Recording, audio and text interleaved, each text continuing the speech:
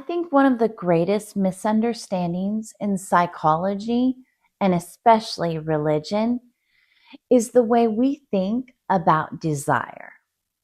We spend so much time asking whether a desire is good or bad, and we never really consider, what is this desire trying to tell me? I don't just mean sexual desire. I am referring to every hidden part of ourselves we have learned to keep in the dark. Have you ever had a part of yourself you hoped no one would ever discover? We are conditioned to hide. As children, we learn early on what is acceptable and what is unacceptable. Love often feels conditional, even if that's not the parent's intention. We don't repress what is bad. We repress what wasn't safe to feel, demonstrate, or embrace. Children do not hide who they are because they want to. They hide because belonging often feels more important than authenticity. And it's certainly a way to play it safe and never risk rejection or punishment. And this is where shame enters. Now, what is the difference between shame and guilt? Guilt is when we feel bad about something we did or said. Shame is when we feel bad about who we are. Secrecy feeds shame. Shame creates isolation. There is a difference between privacy and secrecy, and you know the difference.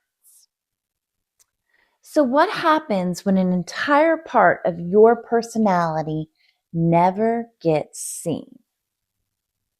We deny aspects of ourselves, creating fragmentation, and the shadow grows. Carl Jung wrote extensively about the shadow.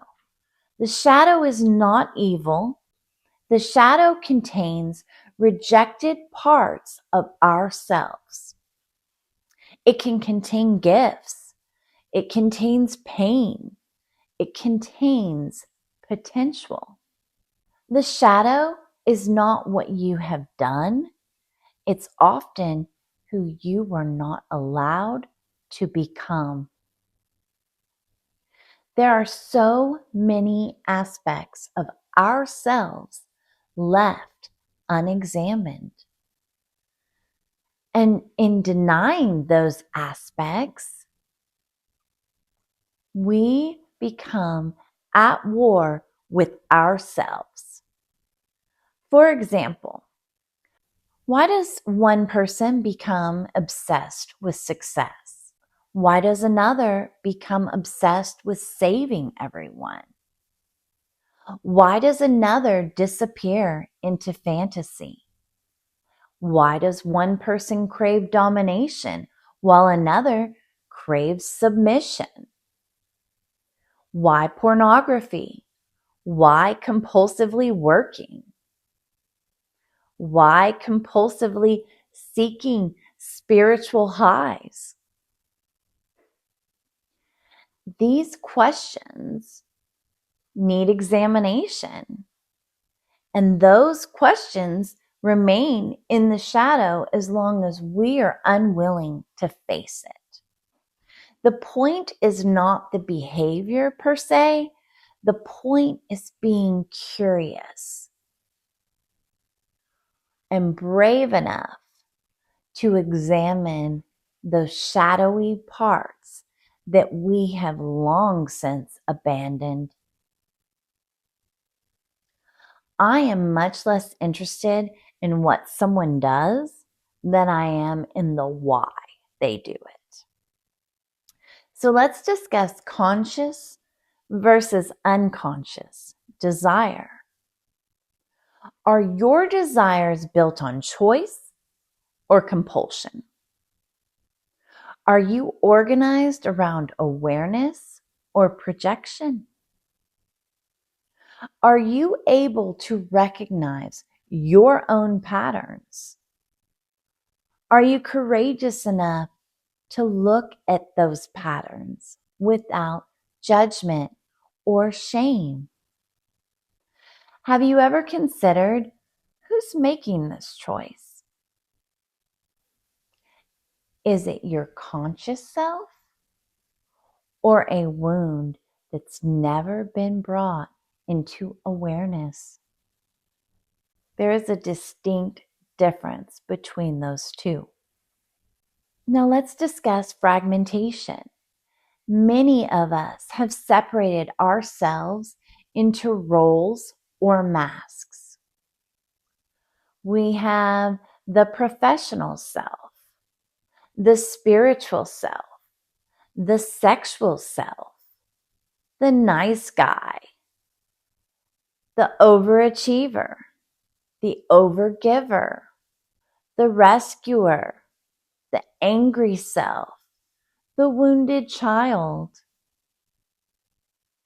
the caretaker, the savior, the rebel, the people pleaser. Do any of those masks or roles sound familiar to you? The more separate these parts become, the harder it is to know who you really are.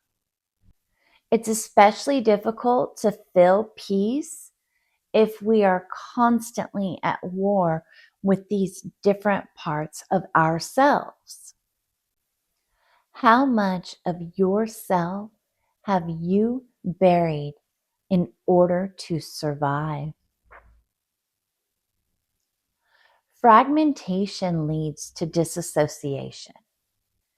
If you are not present, who is actually there?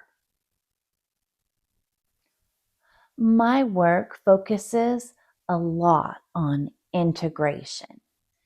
It entails being curious about yourself.